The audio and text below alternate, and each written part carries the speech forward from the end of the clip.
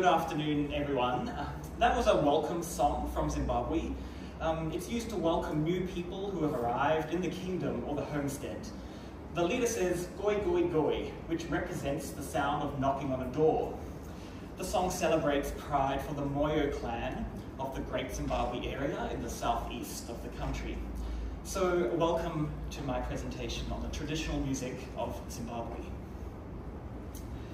This project and presentation today mark the end of my 5-year educational journey at university through a Bachelor of Music Education and a Master of Teaching.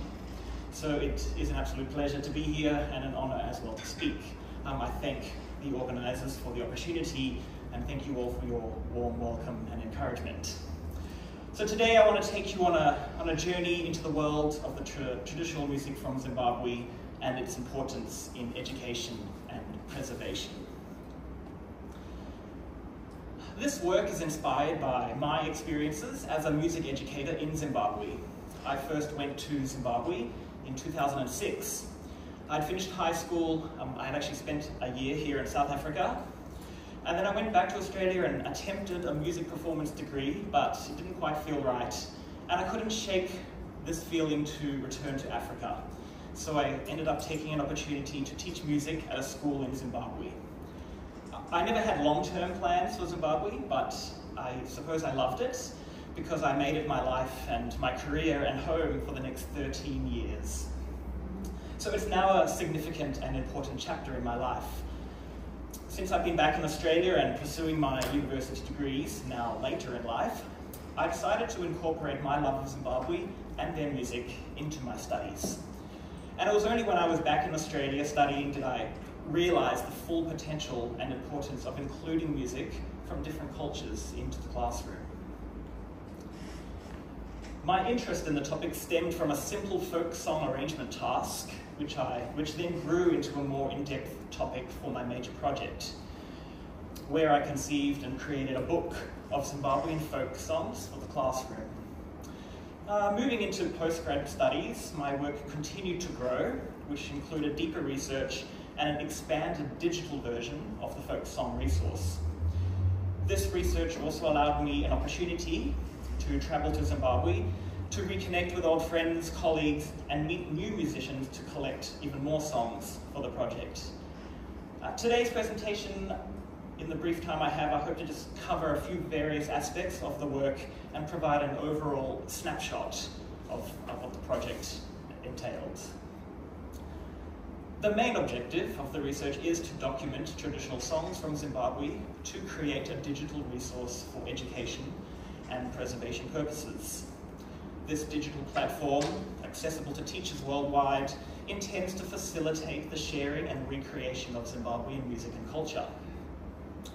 Another objective was to interview music teachers and performance groups in Zimbabwe to explore the teaching of traditional music. By doing so, the project aims to highlight the obstacles and achievements in implementing the new visual and performing arts curriculum in Zimbabwean schools. Ultimately, the project aims to foster the appreciation and understanding of Indigenous Zimbabwean cultures and encourage the promotion of traditional music in schools and beyond. There's also need for good resources for music teachers to help them feel confident in teaching another culture respectfully and correctly. So many aspects of my project now resonate strongly with what I've heard so many of you speak about over the past 3 days, including the interconnections between teachers and students, culture and learning, culturally responsive teaching, and being unafraid and not an expert to teach something new, sharing stories and allowing student voice. To unpack my project further, I undertook 2 written papers. The first on understanding and analysing government policy and curriculum from Zimbabwe to explore the importance and inclusion of traditional music in schools, and the other, a literature review on the importance and history of documenting and preserving traditional folk music and the implications of doing so, drawn from other cultures around the world. Documenting traditional Zimbabwean music is crucial for preserving the nation's Indigenous history, identity and culture. A historical overview highlighted the impact of colonization on music education and the subsequent efforts to reincorporate Indigenous culture and music back into the curriculum and society. In Zimbabwe, local chiefs, or the traditional landowners, some schools and cultural heritage institutions have taken steps to preserve traditional music and culture through initiatives like traditional music and dancing groups and the establishment of traditional villages in schools. Additionally, government policies all emphasize the benefits of teaching traditional music, including the development of musical skills, cultural awareness, and appreciation for traditional values and customs. However, as Zimbabwe embraces globalization, interest in cultural heritage, especially in the arts, is rapidly declining. Despite government policies prioritizing the preservation and transmission of traditional music to safeguard Zimbabwean cultural identity, challenges persist in implementing their visual and performing arts curriculum due to limited resources and inadequate teacher knowledge and skills. The teaching of traditional music faces further challenges, such as the efforts and effects of colonization, as well as the dominance of Christianity and pop culture. Regrettably, traditional music continues to be undervalued and marginalized due to its historical association with colonization, exploitation, and dispossession. Furthermore, opposition from older generations who perceive traditional music as taboo and paganism create obstacles to its inclusion in the curriculum. Conflicting Christian beliefs regarding certain traditional practices, coupled with the rapid cultural shifts among younger generations who are less connected to their families' rural traditions, present challenges in preserving and promoting traditional music. Overall, the research highlights the importance of including traditional music in the Zimbabwean education system and the need to overcome the challenges faced in its implementation. There is a need for greater emphasis on cultural identity, preserving of heritage, and the recognition of traditional music as an essential part of Zimbabwean society to help instill pride in its cultural heritage and ensure the continuity of traditional music for future generations. Further research beyond Zimbabwe showed that many of these issues are seen in other countries, with concerns about the erosion of cultural practices and the influence of Western lifestyles and music evident in many cultures around the world.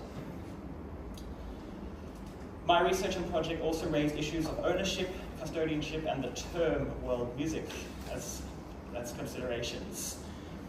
In the early years of ethnomusicology, fieldwork recordings were often collected without payment or proper compensation to musicians, and the rise of internet and digital sound files has complicated issues of copyright and ownership.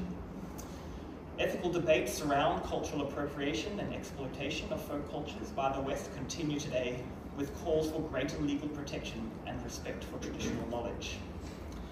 The term world music has sparked discussions about cultural issues like colonization, stereotypes, and elitism in music studies.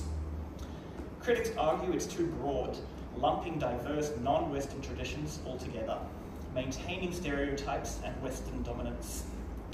To address these concerns, alternatives like labeling music by its cultural or regional origins offer a more nuanced perspective. Promoting cross-cultural understanding and appreciation is vital. Educational resources and exposure to diverse musical traditions can achieve this.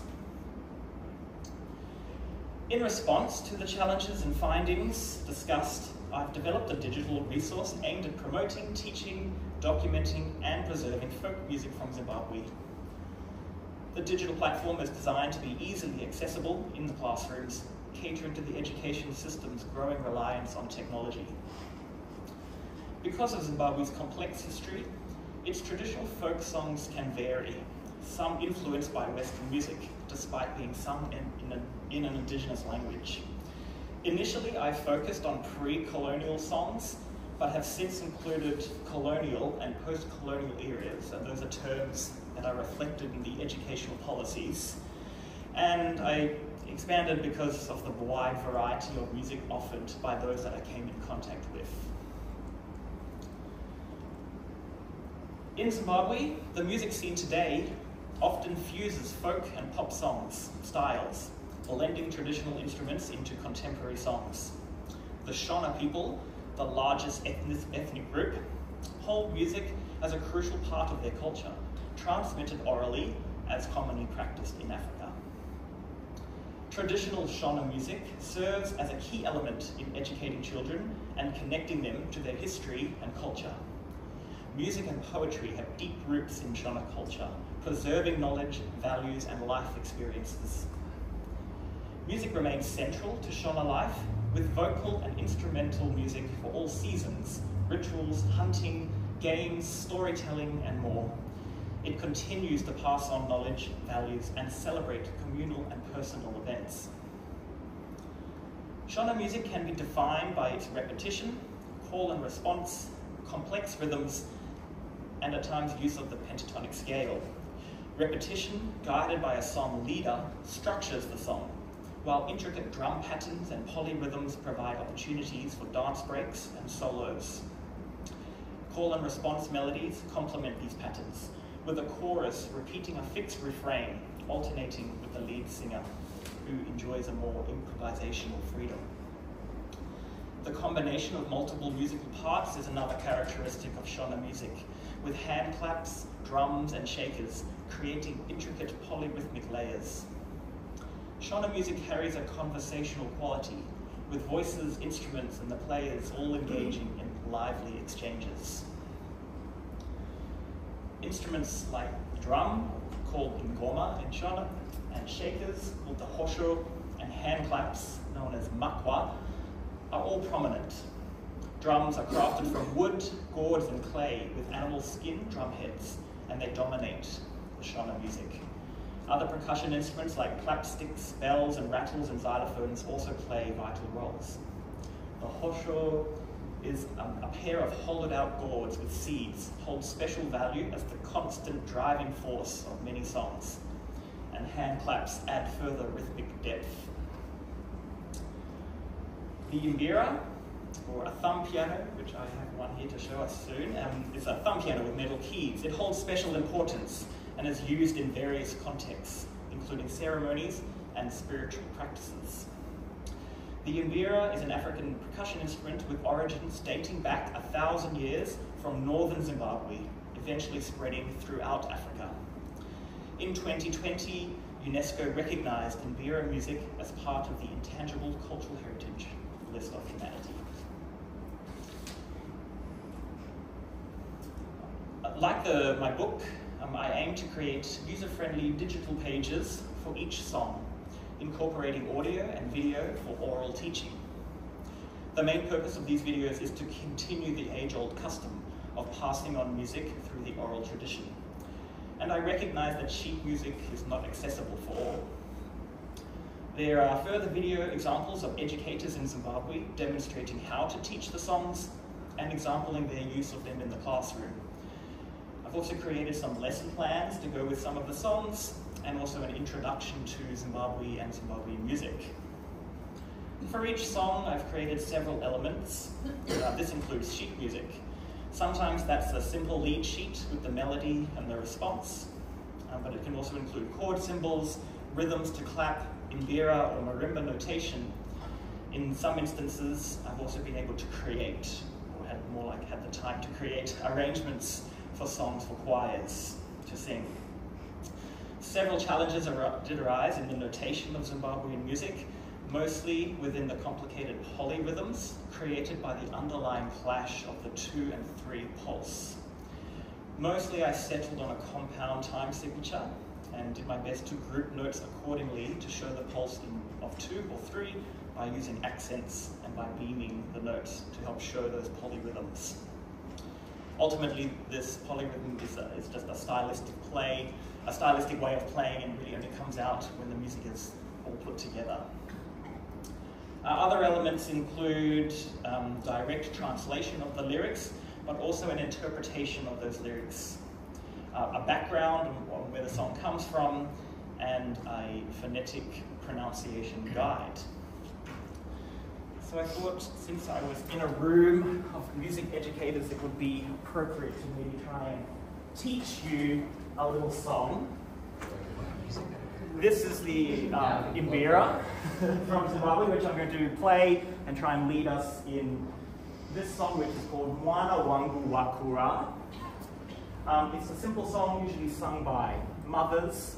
Mwana Wangu Wakura means my child has grown up, or my child is raised. And Kurera Hazinyore means directly, or kind of translates to raising children is hard. But it's a happy song which they sing to say, my child has raised, but it was hard, but I'm proud of what they have done. And the words are very easy, and Shona is a very phonetic language. It's not as complicated at all like English. You just kind of read it as it's kind of pronounced. Mwana wangu wakura, kurera hazinyore. It sounds a little bit like this. Mwana wangu wakura, kurera hazinyore. Mwana wangu wakura, kurera hazinyore. Mwana wangu wakura, kurera hazinyore. Mwana wangu wakura, kurera hazinyore. Mwana wangu wakura, kurera hazinyore. Mwana wangu wakura, kurera hazinyore. Mwana wangu is just means come and see. Huya is like come over here, come and see. So my child is growing, raising children is hard, but come and see, because we are proud of him. On a recent teaching placement, I had the opportunity to also teach this song to a group of Year 7 boys. My mentor teacher just said, give it a go and see what happens. But they did quite well in the end, and I managed to teach a couple of them the Imbira part.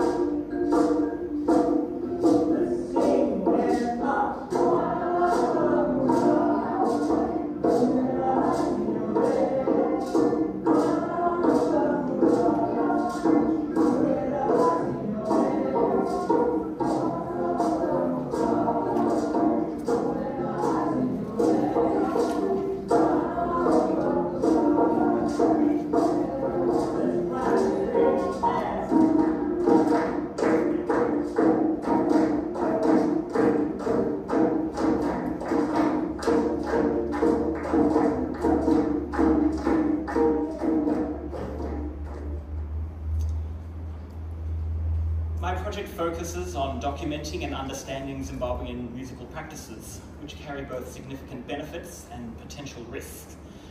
It's crucial to recognise and address these inherent risks associated with presenting this work and educational resource. I am deeply committed to ensuring a responsible and respectful approach to sharing Zimbabwean music, culture and history with the world. By doing so, I can navigate these challenges and fulfill my intention of sharing knowledge and culture in a sensitive matter. I want to emphasize that my sole intention is to showcase the richness and historical significance of Zimbabwean music while promoting cultural understanding. Throughout the process, I've been fortunate to encounter individuals who have wholeheartedly supported my project and willingly shared their knowledge. Their enthusiasm is invaluable in capturing the essence of Zimbabwean music.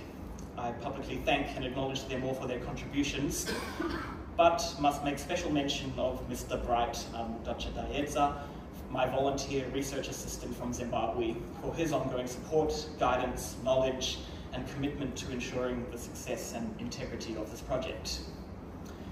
To ensure authenticity and accuracy, I've taken careful measures in collecting the songs. I've made sincere efforts to gather multiple versions of the songs and listen to the people's personal stories associated with them. It's crucial for me to respect the original renditions and avoid changing the songs, guided by the input and expertise of various musicians and sources in Zimbabwe. By doing so, I aim to prevent appropriation and misrepresentation of these cherished songs.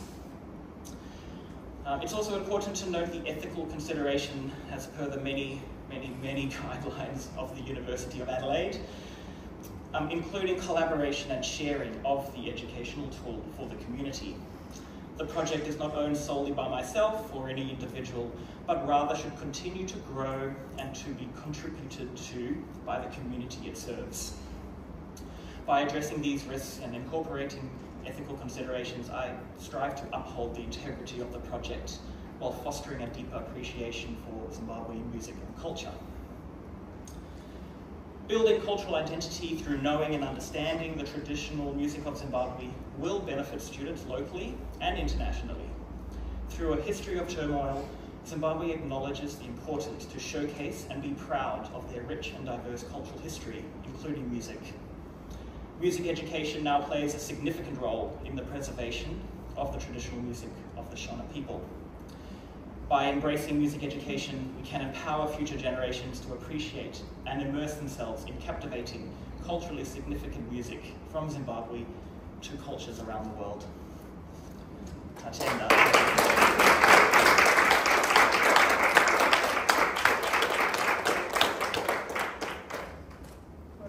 That was Billy's first conference presentation.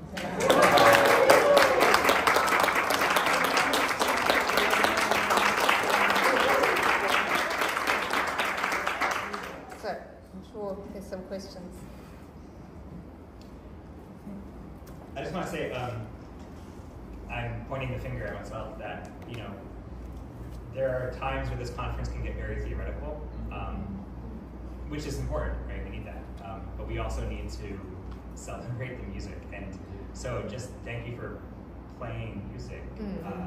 And, well, recorded music as well, and live music, but having the music to, because I think when both of you played your music, there was this immediate sort of, oh, I'm there, whatever that means. And so thank you for that. And past CDIMEs, there have been a nice mixture of these practical, like, hey, here's some great music for you to learn from and cultures to learn about, and as well as theoretical stuff. And so I'm jumping the gun for the next session, but I'm just plugging this, like, we need to reallocate that balance again. I love that. So, thank you. Really? Yes, thank you so much. It was a lovely presentation and wonderful work, and really led us to the Zimbabwean tradition. So thank you for that.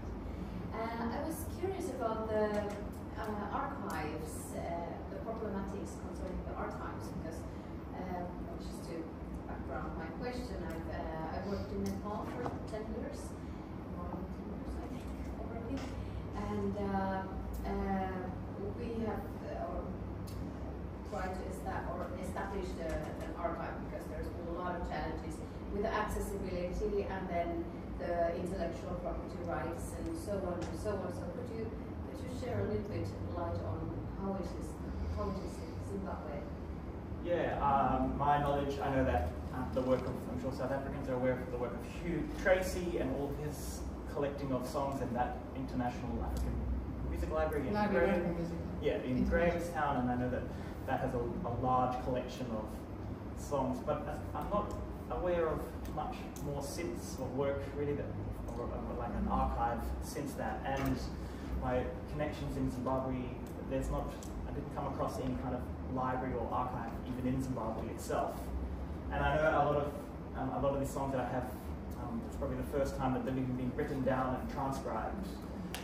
Is what I found talking with a lot of people in Zimbabwe. So I think that's why it's quite important that we still need to preserve this, and that's where I think music education can play a role in creating some kind of library that the teachers can access of these songs.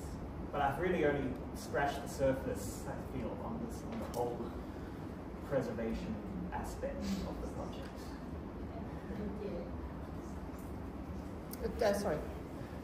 Yes, Tom. just- Oh, sorry, Irving. Tom and Irving. Tom. Thank you, Andy, for chairing.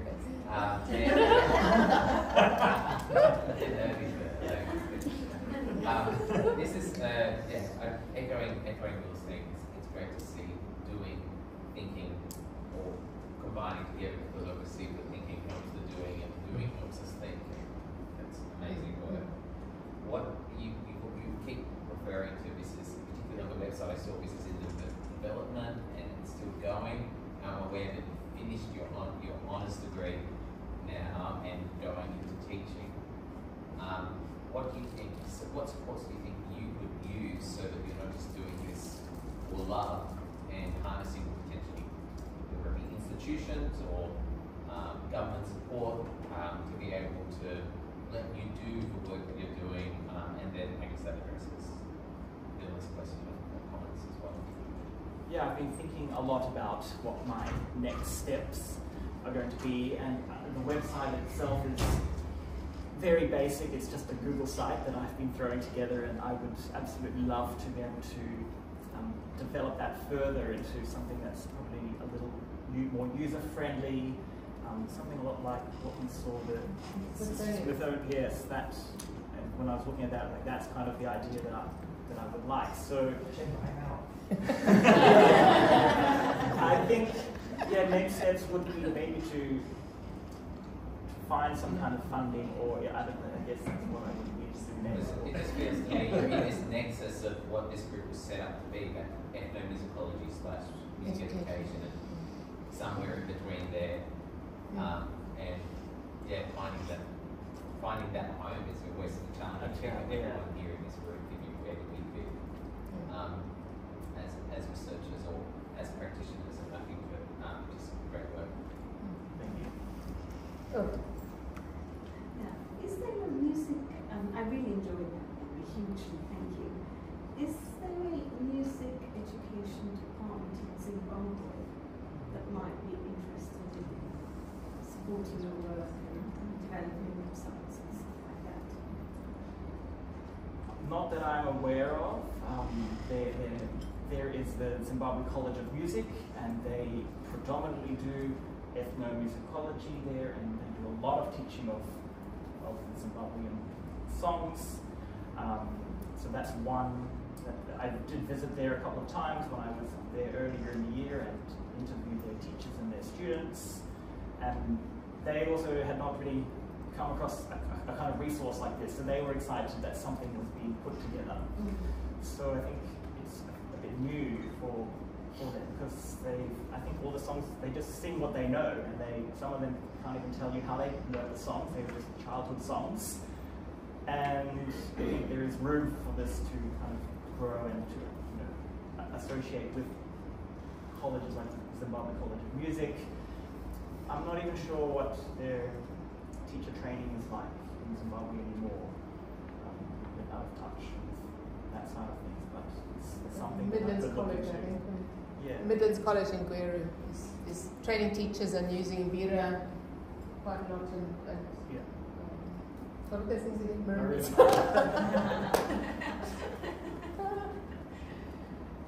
If I could just make a comment, the International Library of African Music, I mean, Hugh Tracy started in Zimbabwe in the 20s. So in fact, the majority of the recordings are from Zim. Lots of mbira, lots of songs, and from all over. And of course, it's all archival, so and historic.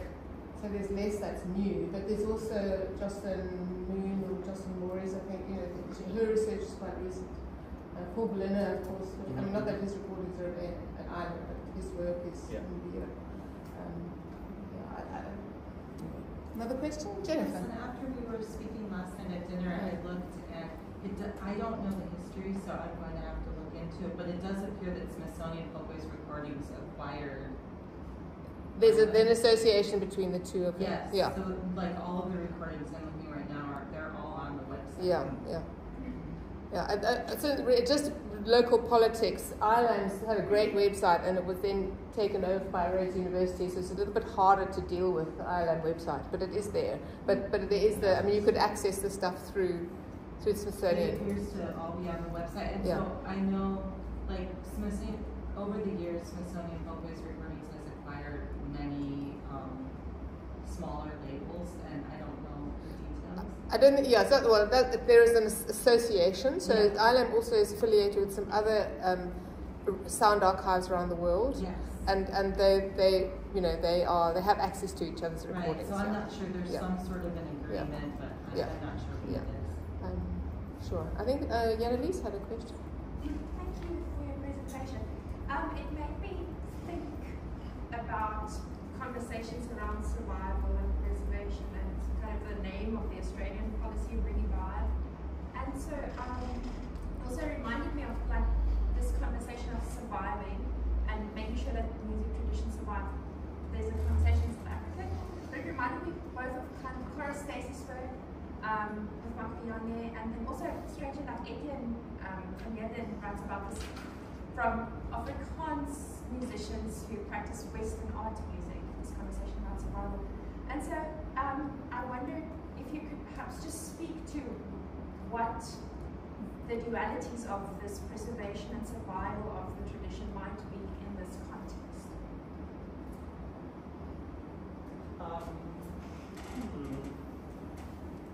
I think a lot, when Vilma was talking about artists, there's a lot of Zimbabwean artists that play the mbira and incorporate lots of traditional music styles or characteristics, but they're new songs, they're composed by them. And I think that's one area that share or kind of continues a bit of the traditional music and where people hear it the most. And I think that's surviving, and that's quite strong, and that I think even those artists are well represented on international stages too. And you know, I think people get a bit confused that this is the traditional music of Zimbabwe, but they're actually, you know, contemporary songs, but just in the style of. But I still think that's a great way to share the music, and it still relates back to the traditions. Does that kind of answer the question a little bit, I think, if I understand it correctly?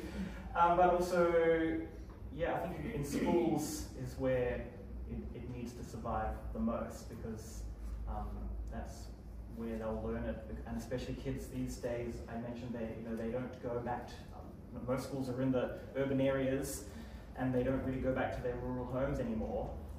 So they're not getting those old traditions and values from the rural areas.